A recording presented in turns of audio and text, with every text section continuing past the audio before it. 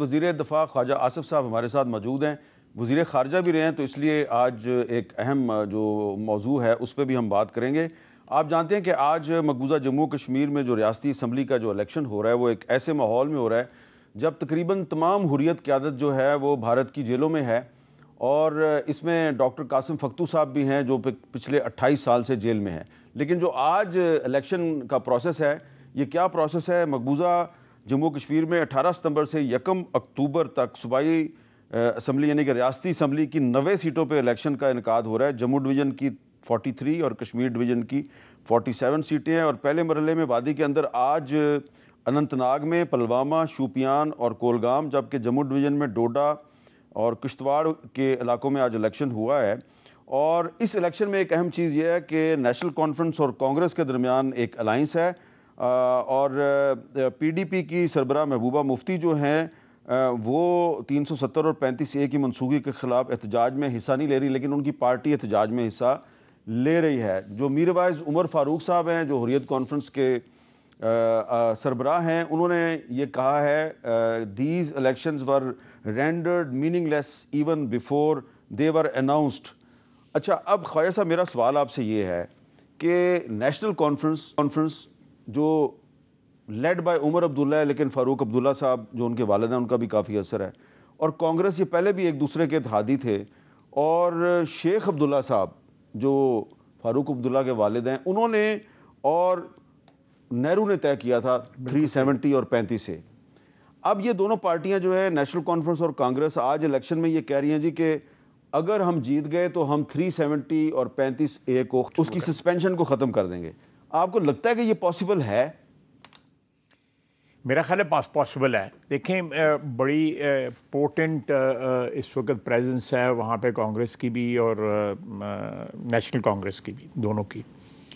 और इस इशू के ऊपर जो है मेरा ख्याल है कि जितनी मोटिवेट हुई है वादी की पॉपुलेशन, स्पेशली वादी से बाहर भी, लेकिन जो वादी में जो हुई है, तो मेरा ख्याल है कि उनको बहुत चांस है कि ये जो कोलिशन है ये हुकूमत में आए। और जैसे कि उन्होंने प्रेस कॉन्फ्रेंस में कहा है, बल्कि ये एक इलेक्शन इशू बनाया हुआ उन्होंने कि स्टेटस जो है रिस्टोर होना चाहिए। तो स्टेटस अगर रिस्टोर हुआ तो काफ़ी हद तक जो एक हमारा भी बड़ा एहतजाज रहा है पिछले 4-5 साल में, गो के उन्होंने यही कहा था कि जुम्मे के दिन धूप में खड़े हो जाओ, और सरीना के बाद एक मीटर लगा दिया था, इसके अलावा कुछ भी नहीं किया था इमरान खान ने। तो लेकिन अगर रिस्टोर हो जाता है स्टेटस जो है, तो मैं समझता हूँ कि एक जो ग्रीवेंस है कश्मीरियों को, मकबूजा कश्मीर के जो रहने वाले जो हैं, वो किसी हद तक एक जो उनको एक इंजरी है, एक ज़ख्म जो आया हुआ है उनका मोदी की तरफ से, उसमें कुछ ना कुछ मुंदमिल ज़रूर होगा। अच्छा, जो कांग्रेस के तर्जुमान हैं उन्होंने इस इशू पे क्या बात की, ज़रा सुने।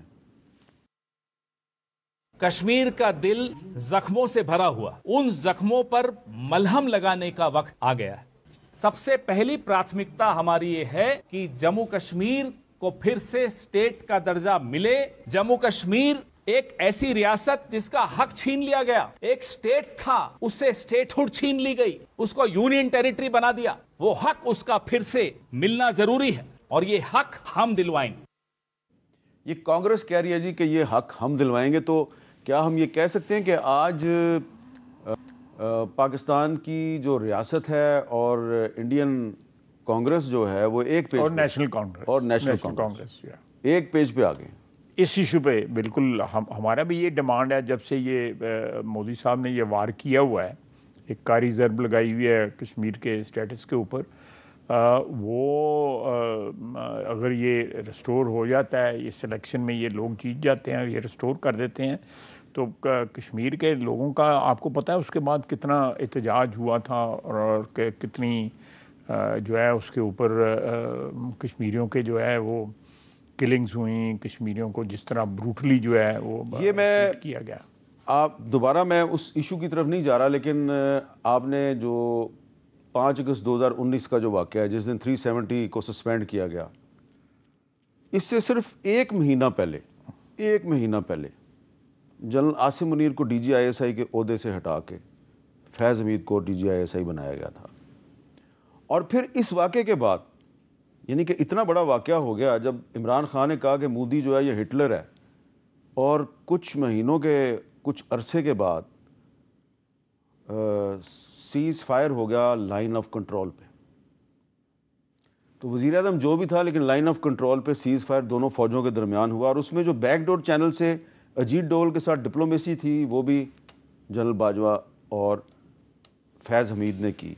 इस पर भी कोई आपने कभी सोच विचार किया कि ये क्या चक्कर चला है? देखें, मेरा अपना ख्याल है कि जो जनरल बाजवा और उनकी टीम थी, जिसमें जनरल फैज़ जो है वो वाइस कैप्टन थे, वो जो है इस मसले के ऊपर जो हिंदुस्तान के साथ हमारे तल्लुकात हैं, वो जिस तरह कहते हैं ना कि वो डव थे, यानी उनकी सोच जो थी वो फाख्ता वाली, डव होना कोई बुरी बात नहीं है, सोच थी। और वो चाहते थे किसी ना किसी तरह ये मसला जो है ना वो हल हो।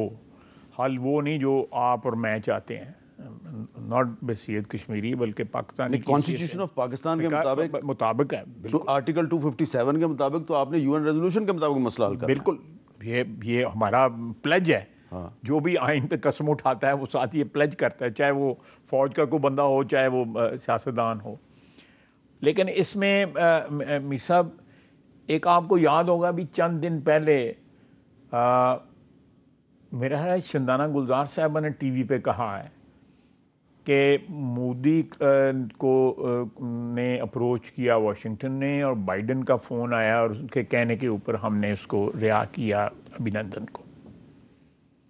जिससे आपने मेरा हाल सुना। खैर, अभिनंदन को सबको पता है कि अभिनंदन को जनरल बाजवा ने रहा कराया, वही ना। लेकिन उसमें इंटरवेंशन जो है अमेरिका ने भी की। लेकिन अब अगर उसमें जो है एक डविश जो है एटीट्यूड जो है एक आर्मी चीफ का रहा अमेरिका हिंदुस्तान की तरफ, जो है शीपिश, मेरा हाल ये बेटर वर्ड है जो आपने कहा, शीपिश जो है, जो एटीट्यूड रहा अमेरिका की तरफ, हिंदुस्तान की तरफ, तो वो बड़ा बरमला इस बात का इजहार करते थे कि हमें ये चीज़ जो है ये इसका कोई, देखें हमने जो कसम दी हुई है वो ये दी हुई है कश्मीरियों को कि हमने जो UN रेजोल्यूशन है उसको इम्प्लीमेंट कराना है, नथिंग शॉर्ट ऑफ दैट। एक है ना, एक प्लेज है उनके साथ जो है, और जितनी कुर्बानियाँ उन्होंने दी हैं हमने भी इस कॉज के लिए बड़ी कुर्बानी दी। आज भी सियाचिन के ऊपर हमारे बच्चे बैठे हुए हैं और वो ब्लो फ्रीजिंग पॉइंट में अब, और जिस तरीके से अभिनंदन को पाकिस्तान एयरफोर्स के बहादुर जो हवाबाज हैं उन्होंने नीचे गिराया और फिर आर्मी ने उसको गिरफ्तार किया, तो उससे ये साबित होता है कि फौज जो है इंडिया का मुकाबला कर सकती है। बिल्कुल कर सकती है, बिल्कुल कर सकती है। बल्कि उन्होंने कोई धमकी अमेज जो है वो अल्फाज भी यूज़ हुए, तो जो फॉलोइंग 24 आवर्स से उसमें हमने उनको जवाब भी दिया। और ये जिस वक्त 1.5 घंटा हम इंतज़ार करते रहे मीटिंग में, और उसके बाद ब्रीफिंग जो है हमें बाजवा साहब ने दी सारी मीटिंग, उसमें सब लोग थे, JUI,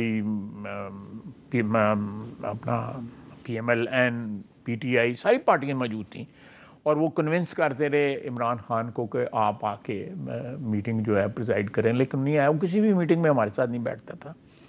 अब सबको जमहूरियत की याद आती है, और लेकिन एटीट्यूड्स लोगों के याद नहीं रहते कि लोगों ने किस तरह जमहूरियत को नुकसान पहुंचाया, जमहूरी रवायात को नुकसान पहुंचाया। जो भी टूटी भजी हमारी रवायात थी, रवायत तो पहले भी कोई इतनी नहीं थी, तो लेकिन ये बड़ा नुकसान। और ये मैं समझता हूँ कि अमन की ख्वाहिश रखना कोई बुरी बात नहीं है, लेकिन अमन की कीमत क्या अदा करनी है वो हमें वो डिटर्मिन करनी चाहिए हमें। बिल्कुल सही है, बहुत बहुत शुक्रिया ख्वाजा मोहम्मद। वो मैंने आपको बताना था, एक वो मुझे इनविटेशन जो आया है। हाँ, आपको ऑक्सफोर्ड से इनविटेशन आई है, और आपके मुकाबले पे वहाँ पे कौन होगा? मुझे उन्होंने बताया जी कि फॉरेन मिनिस्टर इंडिया का होगा, और टॉपिक ये है कि कश्मीर को एक आज़ाद रियासत होना चाहिए। 14 नवंबर को। आज़ाद या खुद मुख्तार? आज़ाद उन्होंने आज़ाद का है, free free Kashmir, not independent, free. Independent free एक गल हुई ना। अच्छा चलें, तो अच्छी बात है। अल्लाह करे कि मैंने इनविटेशन एक्सेप्ट कर लिया उसका। अल्लाह करे कि इंडियन फॉरेन मिनिस्टर आपके सामने खड़े होने की जुर्रत करें और भागे ना। इंशाल्लाह दूसरी दुआ करियो। चले बहुत बहुत बड़क सड़क मार दी उन्होंने। चले ख्वाजा साहब बहुत बहुत शुक्रिया।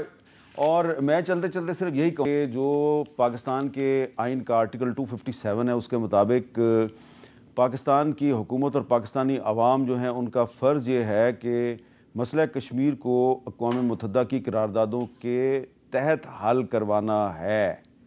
इसके अलावा अगर इस वक्त आज जो इलेक्शन हो रहा है मकबूजा कश्मीर में, उसमें अगर 370 और 35A के मसले पे वक्ती तौर पे अगर पाकिस्तान की हुकूमत और इंडियन कांग्रेस और नेशनल कॉन्फ्रेंस एक पेज पे आगे हैं, इसकी इतनी अहमियत नहीं है। असल अहमियत ये है कि आईन पाकिस्तान के आर्टिकल 257 पर अमल दरामद होना चाहिए।